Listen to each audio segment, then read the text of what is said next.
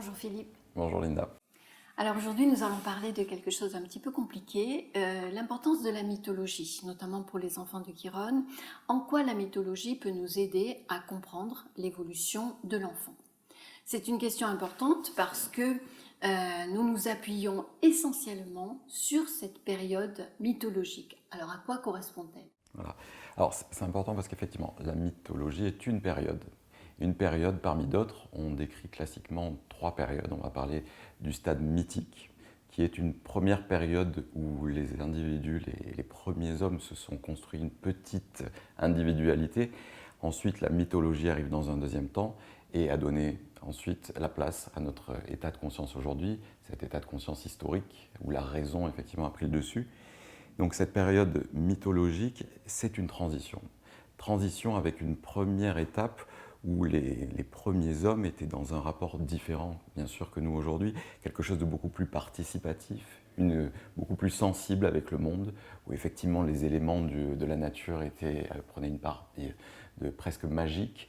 C'est vrai que l'individualité était beaucoup moins prononcée qu'aujourd'hui, c'était plus la tribu, le collectif, qui était effectivement à la source de l'individualité. Ce qui est intéressant aussi, c'est qu'aujourd'hui, on ressent nos émotions, nos colères, nos amours de façon individualisée. À l'époque, quelqu'un qui ressentait l'amour, c'était Eros, qui envahissait effectivement, ça pouvait être aussi Arès ou Poséidon si c'était la colère. Donc c'est vrai que les figures des dieux étaient très importantes. Alors, est-ce qu'on peut dire que ces dieux ont existé? Est-ce qu'ils avaient une vraie réalité? C'est une bonne question. Est-ce que les dieux grecs sont réels?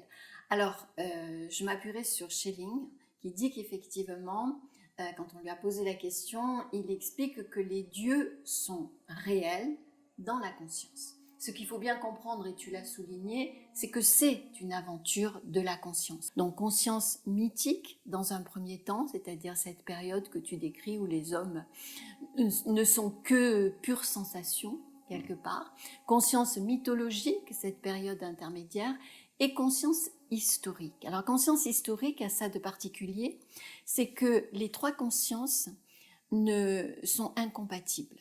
C'est-à-dire que lorsqu'on est dans la conscience historique, eh bien, il faut chasser la conscience mythologique.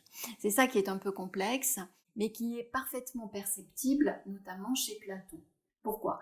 Eh bien parce que Platon n'arrête pas de fustiger les dieux de la mythologie et en même temps, il s'appuie sur eux. Mais on peut dire que Platon est vraiment à l'intermédiaire entre ce monde mythologique et ce monde historique. Et c'est vraiment Socrate et Platon qui vont, par la dialectique, montrer la puissance de l'entendement et du raisonnement par rapport au monde des perceptions.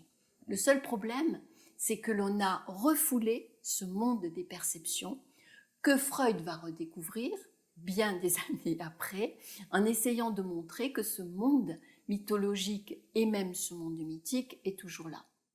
Alors oui, c'est intéressant parce que tu fais le lien entre le fait que du coup ces étapes d'évolution de l'humanité, on va les retrouver comme avec Freud à l'échelle d'un individu et chez l'enfant. En fait, l'enfant va repasser et renouveler effectivement ces différentes étapes pour arriver à notre construction rationnelle d'adulte. Mais l'intérêt, c'est qu'en fait, ces fondements mythiques sont toujours quand même actifs, ils sont toujours présents en nous, ils continuent à agir. C'est ça quand même qui est, je pense, moi au cabinet, ce qui m'interpelle le plus, c'est de voir comment les enfants, dans les familles, vont venir renouveler, vont venir rejouer et réactiver des histoires familiales qui sont véhiculées de génération en génération. L'important, c'est de donner donc un sens symbolique à ces histoires, parce qu'elles sont toujours actives en nous, toujours vivantes. Exactement. Non seulement elles sont vivantes, mais le problème c'est qu'elles nous manipulent, je dirais d'une certaine manière, sans que nous nous en rendions compte. Et le mythe d'Oedipe, par exemple, est un mythe à portée universelle qui réitère les mythes précédents et dont Freud a montré qu'il était vraiment actif dans les familles. Mais nous ne nous rendons pas compte, bien sûr, que nous réactivons tous ces mythes qui sont au fond de nous. Et ce qui est intéressant, c'est pourquoi allons-nous aujourd'hui fouiller dans cette mythologie, hein? Qu'est-ce qui fait que cette mythologie est aujourd'hui réactivée par notre façon de voir les choses. C'est ça qui me paraît très très intéressant. Alors à ce niveau-là, Schelling explique qu'à un moment donné, il a fallu justement refouler ce monde des sensations et ce monde de la perception pour pouvoir développer ce qu'il appelait une âme d'entendement, une âme justement déconnectée de toutes les pulsions qui puisse amener l'homme à ce raisonnement, à la raison. Et que c'est un passage un peu obligé, cet oubli de l'être, comme on dit en psychanalyse, cet oubli de l'origine, pour pouvoir aller plus loin dans l'individualisation. Il faut que chaque homme se sente individualisé par rapport au monde, et bien il faut qu'il se détache un peu de ce qui a vraiment semé en lui cette possibilité de grandir. Donc il y a eu une longue période, toute la période du christianisme, où les dieux grecs ont été considérés par l'évémérisme notamment comme de simples héros, comme de simples hommes, et du coup ça a déconstruit complètement la puissance de la mythologie. Et ce n'est que beaucoup plus tard, à la Renaissance, où de nouveau la mythologie a été redécouverte d'une certaine manière et où on a montré notamment, elle a énormément inspiré les artistes de cette époque. Et puis l'idéalisme allemand, bien sûr, Goethe en particulier, a fait cette redécouverte extraordinaire en montrant que cette mythologie était toujours active. Alors Freud a amené autre chose, dans le sens où Freud a amené l'idée que cette mythologie, elle était dans l'inconscient, déjà, en découvrant le mythe d'Oedipe et le mythe de Narcisse. Et surtout, il a amené l'idée qu'il y avait quelque chose de protecteur. Et que les névroses, notamment, il a appelé ça les névroses de défense, c'est-à-dire quand on s'éloigne trop du schéma, de la structure mythologique, eh bien, ça pathologise.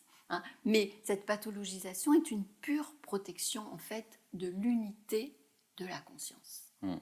Et on voit que toute l'histoire, c'est de construire cette unité dès le départ. C'est ça, je voulais dire, effectivement, ce processus va toujours dans ce même sens d'une individuation. C'est intéressant parce que ça va dans le sens d'une densification, quelque chose effectivement qui essaye de se préciser à lui-même, toujours effectivement dans une certaine direction. Et donc on arrive peut-être aussi au terme de quelque chose, donc on a eu cette période de rationalité, donc aujourd'hui l'intérêt serait de revenir à plus de sensibilité. Donc, exactement, c'est-à-dire que la raison que l'on a développée, cette âme d'entendement, est une raison incroyable.